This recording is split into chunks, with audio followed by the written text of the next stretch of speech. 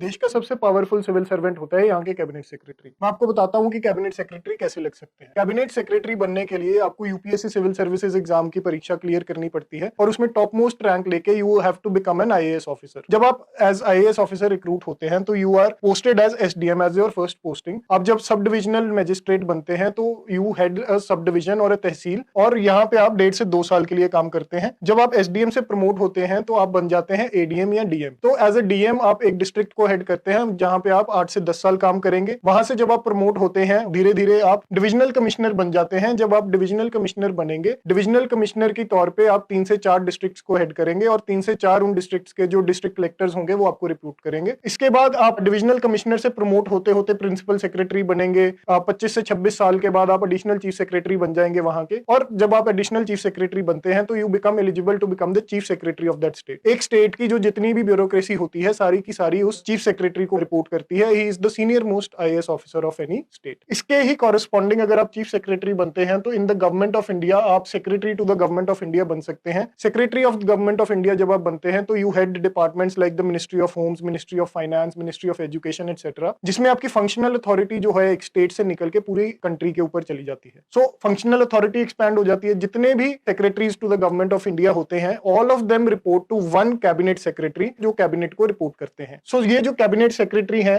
He heads all the secretaries of the government of India, और सारे secretaries जो हैं वो कैबिनेट सेक्रेटरी को रिपोर्ट करते हैं। अगर आपको कैबिनेट सेक्रेटरी बनना है तो अगर आप पिछले 3 से 4 कैबिनेट सेक्रेटरीज का करियर देखेंगे तो they were recruited very young into the IAS. उनकी एज जब वो आईएएस बने थे तो 22 से 23 साल की एज थी, and they had a very long career of around 38 to 39 years, जिसके दौरान वो प्रमोट हो सके to the cabinet secretary level. तो अगर आपको भी कैबिनेट सेक्रेटरी के लेवल तक जाना है तो आपको आईएएस एक बहुत ही यंग एज में क्लियर करना पड़ेगा।